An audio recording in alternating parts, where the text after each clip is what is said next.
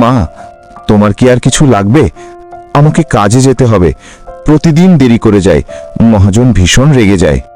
যা বাবা, কত শখ করে বাড়িতে বউ আনলাম, এমন বউ হবে আগে জানলে বাবা তোকে বিয়েই করাতাম না।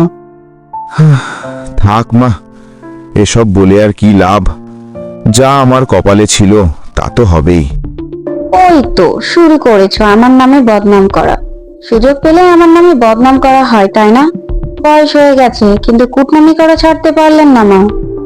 কুটনামি কখন করলাম বৌমা? যে কাজগুলো তোমার করা উচিত ছিল তা আমার ছেলে করে কাজে যায়, কাজ থেকে ফিরে আবারও সে বাড়ির কাজ করে। বাড়ির কাজ করে ছেলেটার কাজে যেতে প্রতিদিন দেরি হয়, এই জন্য মহাজনও ছেলেটাকে বকাবকি করে। তাতে আমার কি বলেন তো? আমি কি বাড়ির কাজের লোক নাকি? আর আপনার যদি এতই কষ্ট হয়, তাহলে আপনি নিজেই না হয় বাড়ির কাজগুলো করে ফেলবেন। দেখো মা, আমার বয়স হয়েছে, আমি যদি শরীরে শক্তি পেতাম তাহলে তো আর বাড়ির কোনো কাজ তোমার জন্য ফেলে রাখতাম না। যা পারবেন না তা নিয়ে কথা বলবেন না। আর তোমার কি কাজ হয়েছে? হ্যাঁ রিনা, সব কাজ শেষ, আমি এখন কাজে যাচ্ছি। কমল একজন গরিব চাষি। কমলের বউ রেনু খুবই রাগী ও বদমেজাজি। কমল অনেক শান্ত প্রকৃতির ছেলে। বউয়ের এমন আচরণে কোনো প্রতিবাদ না করে সেখান থেকে কাজে চলে যায়। হায় রে, কি বউ ঘরে আনলাম, আমার ছেলেটার জীবন একেবারেই শেষ হয়ে গেছে।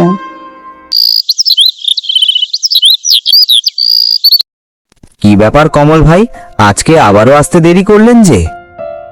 কি আর বলবো ভাই, সেই প্রতিদিনের একই ঘটনা। শুরুর দিকে তো আপনার ভাবি ভালোই ছিল, দিন যাচ্ছে ওর মেজাজ যেন আরো খিটখিটে হয়ে যাচ্ছে। আজ তো মহাজন আপনার উপর অনেক রেগে আছে। কি ব্যাপার কমল, প্রতিদিন এত দেরি করে আসলে তোমাকে আর কাজে আসতে হবে না। এবার থেকে দেরি করলে তোমার মাইনে কেটে রাখবো। মাফ করবেন মহাজন, কাল থেকে আর দেরি হবে না। এটা যেন মনে থাকে তোমার। কি বুঝলে কমল ভাই, বাড়িতে যতই অশান্তি থাক তোমাকে সময় মতো কাজে আসতে হবে। আর তাছাড়া ভাবিকে না হয় কবিরাজকে দেখাও।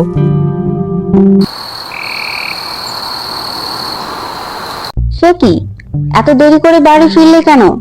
বাড়ির কাজগুলো কে করবে? আর তোমার বৃদ্ধ মায়েরই বা সেবা যত্ন কে করবে? তাকে ঠিক মতো ওষুধ খাওয়াতে হয়, খাবার খাওয়াতে হয়, এত কিছু আমি করতে পারবো না। প্রতিদিন দেরি করে কাজে যাওয়ায় মহাজন খুব বকেছে। এখন থেকে দেরি করে কাজে গেলে আমার মাইনে কেটে নিবে। এখন থেকে না হয় তুমিই বাড়ির কাজগুলো করে নিও। আমি অত কাজ টাজ করতে পারবো না। যাও, এখন বাকি যেটুকু কাজ আছে ওটাও করে ফেলো। একটু বোঝার চেষ্টা করো রেনু, তুমি এভাবে চললে তো আর আমার সংসার চলবে না। কেন, এতদিন কি আর সংসার চলেনি? আমি অত কিছু বুঝি না, বাড়ির এত কাজ আমি করতে পারবো না। বাবা, মা সব সময় বকাবকি করে, দাদির সাথে খারাপ ব্যবহার করে, তোমার উপরে অনেক রাগ করে, আমার ভীষণ ভয় করে। ভয় পাস না মা, দেখি আমি কি করতে পারি। এসো, তুমি আমার কাছে এসো, আমি তোমাকে ঘুম পাড়িয়ে দিই।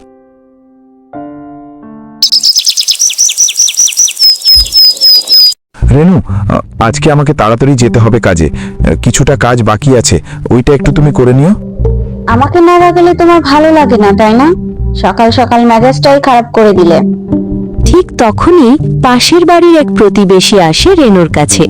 ভাবি, ও রেনু ভাবি, মিনু ভাবি বাড়িতে আছো নাকি? কে আবার বাড়িতে এলো এত সাত সকালে?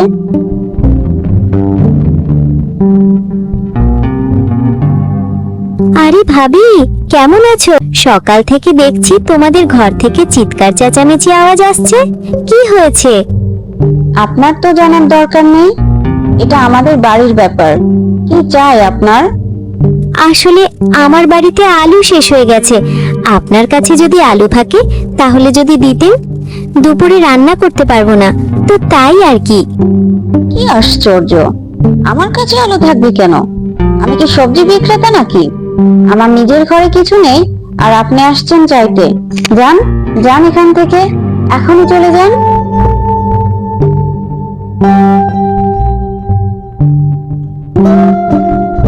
রেনু, এটা ঠিক করলে না, এভাবে কারোর সাথে কথা বলতে নেই।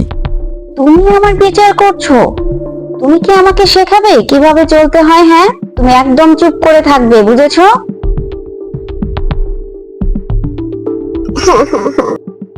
আরে আরে আরে, কেঁদো না সোনামা, মা একটু রেগে গেছে, একটু পরেই ঠিক হয়ে যাবে।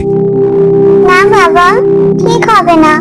মা এভাবেই কথা বলে, আমার একটুও ভালো লাগে না। আমাকেও তোমার সাথে নিয়ে যাও। না রে মা, আমি তো তোমাকে কাজে নিয়ে যেতে পারবো না, তুমি এখানেই থাকো, ঠিক আছে? আর ভয় পেও না, আমি তাড়াতাড়ি ফিরে আসব।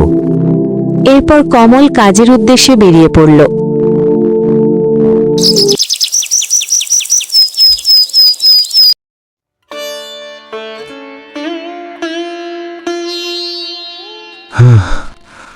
আজ তাড়াতাড়ি কাজ শেষ হয়ে গেল, কিন্তু আজ আর বাড়ি ফিরতে ইচ্ছা করছে না। বাড়ি ফিরলে সেই একই ঘ্যান ঘ্যান, ভালো লাগে না। ছোট মেয়েটাও দিন দিন ভয় পাচ্ছে, বৃদ্ধ মার জন্য কিছু করতে পারি না। হে বিধাতা, তুমি পথ দেখাও, কিছুক্ষণ এই গাছটির নিচে বসে থাকি। ভারাক্রান্ত মন নিয়ে সে গাছের নিচে বসে থাকল, আর আপন মনে তার মনের দুঃখগুলো বলতে লাগল। সেই গাছের ছিল এক শাকচুন্নি। কমলের কথায় শাকচুন্নি মন দিয়ে শুনছিল। এত বিড়বিড় করে কি হবে? পুরুষ মানুষ হয়ে এত ভয় পেলে হবে? তুই আবার কেমন পুরুষ মানুষ রে, যে বউ দেখে ভয় পাস?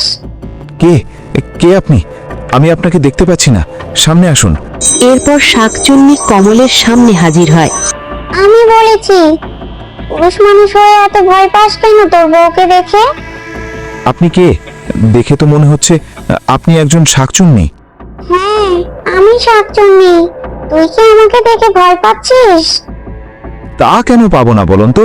আপনার এই চেহারা দেখলে কে না ভয় পাবে? তুই তো পুরুষ নামের কলঙ্ক। পুরুষ মানুষ হয়ে বউকে ভয় পাস, আবার আমাকেও দেখে ভয় পাস। বেঁচে থাকার তোর কোনো দরকার নেই। আয় আমার কাছে আয়, তোর ঘাড়টা মটকে দিই।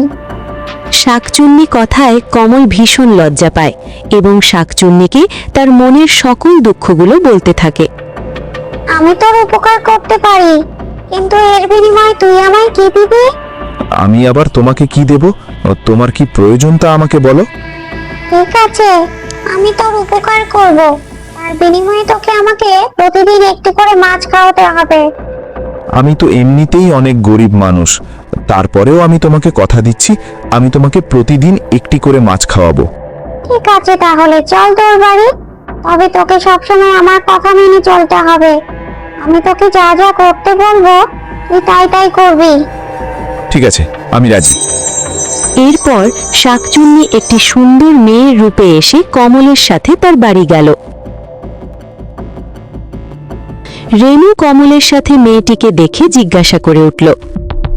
এ কি, তোমার সাথে এই মেয়েটিকে? ও আমার ছোট বউ, আজ থেকে ও এখানেই থাকবে। কি, তোমার এত বড় সাহস? আমি থাকতে তুমি আবার একটি বিয়ে করেছো? না করে আর কি কোনো উপায় আছে? তুমি তো বাড়ির একটি কাজও করো না। বাড়ির সম্পূর্ণ কাজ করে আমার কাজে যেতে অনেক দেরি হয়, তাই মহাজন সবসময় আমাকে গালিগালাজ করে। তাই বাধ্য হয়ে আমি বিয়ে করেছি। আজ থেকে ও এখানেই থাকবে। কি মজা, কি মজা! আমার ছোট মা হয়েছে। আজ থেকে ছোট মা আমাকে অনেক আদর করবে। আমি অনেক খুশি। কি বলছিস মিনু? আমি তো তোর মা, তুই ওর কাছে যাবি কেন? না মা, তুমি সবসময় আমাকে বকাবকি করো। বাবা, দাদি সবাইকে বকা দাও। আজ থেকে আমিও ছোট মার কাছে থাকবো। হ্যাঁ মা, আজ থেকে তুমি আমার কাছেই থাকবে। তোমাকে আর তোমার মার কাছে যেতে হবে না। চলো, এখন আমি আমার শাশুড়ি মার কাছে যাব। আপনি কি কিছু খেয়েছেন? আহারে, কতটা শুকে গেছেন। এই যে আমি চলে এসেছি। আজ থেকে আমি সবসময় আপনাদের যত্ন নিব। আদিক খেতে দেখে বাঁচি না। পরের দিন সকালে উঠে শাকচুন্নি বাড়ির সম্পূর্ণ কাজ করে। মিনুর অনেক যত্ন নেয়, তার শাশুড়ির অনেক যত্ন নেয়। ধীরে ধীরে সবাই শাকচুন্নিকে খুব পছন্দ করে। তুমি চলে যাচ্ছ কেন? খাবার খাবে না? আমি তো তোমার জন্য খাবার বেড়ে রেখেছি। ও, তুমি আমার জন্য খাবার বেড়ে রেখেছো? আমাকে তো বড় বউ কখনো এভাবে খাবার বেড়ে খাওয়ায়নি। তাতে কি হয়েছে? আজ থেকে আমি তো আছি। এখন থেকে আমি সবসময় তোমাকে খাবার বেড়ে খাওয়াবো। বাবা জানিস, আজকে ছোট বউ না আমার অনেক যত্ন নিয়েছে। আমাকে সময় মতো খাবার দিয়েছে, সময় মতো ঔষধ দিয়েছে, আমাকে গোসলের পানি তুলে দিয়েছে। আমার ছোট বউকে খুব পছন্দ হয়েছে। আমাদের বড় বউটা যদি এমন হতো তাহলে কত না ভালো হতো। হ্যাঁ বাবা, ছোট মা আমাকে অনেক আদর করে। ছোট মা আমারও অনেক যত্ন নেয়, আমাকে সঠিক সময় খাবার খাওয়ায়, আমার উপর একটুও রাগ করে না। আমার মাও যদি ছোট মার মতো হতো তাহলে কত ভালো হতো। এরপর কমল তার মা ও মেয়ের এমন কথা শুনে ছোট বউয়ের ঘরে যায় এবং ওর পিছু পিছু বড় বউ যায়। আড়ালে দাঁড়িয়ে সকল কথা শুনতে থাকে। কমল বড় বউকে দেখিয়ে দেখিয়ে শাকচুন্নির অনেক প্রশংসা করে। আমি তোমার কাজে অনেক খুশি। তুমি আমার মা ও মেয়ের অনেক যত্ন নিয়েছো, তারাও তোমাকে অনেক ভালোবাসে। তোমার রূপে আর গুণে আমি মুগ্ধ। সারাদিন ছোট বউয়ের করা সকল কাজকর্ম দেখে এবং কমলের প্রশংসা শুনে বড় বউ তার নিজের ভুল বুঝতে পারে। সে নিজের করা কাজের প্রতি অনুতপ্ত হয় আর সেখান থেকে চলে যায়।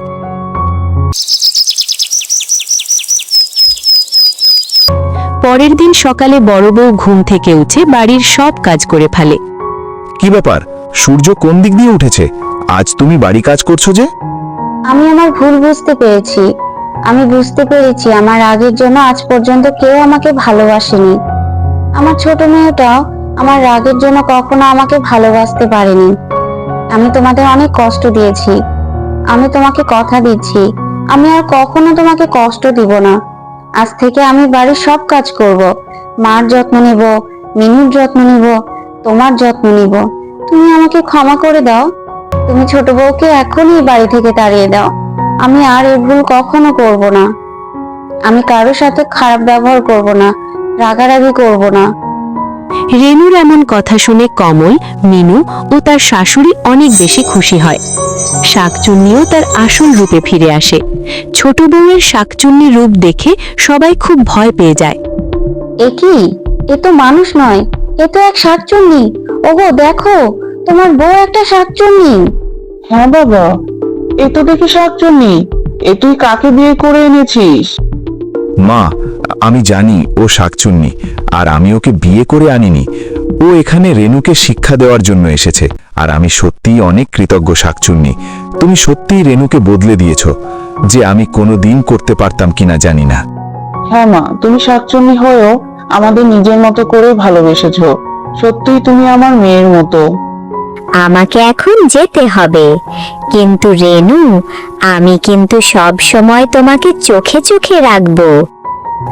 এরপরেও যদি তুমি কোনো উল্টাপাল্টা কাজ করো তাহলে সত্যি সত্যি আমি এসে তোমার ঘাড় মটকে দেব। তুমি যেও না। না রে মা, আমাকে যেতে হবে। তবে তোমার মা আবার যদি তোমার উপর রাগ করে তাহলে সত্যি তাকে শাস্তি দেব। এরপর শাকচুন্নি সেখান থেকে চলে যায়। রেনুও এখন সব সময় ভালো ব্যবহার করে এবং বাড়ির সম্পূর্ণ কাজ করে।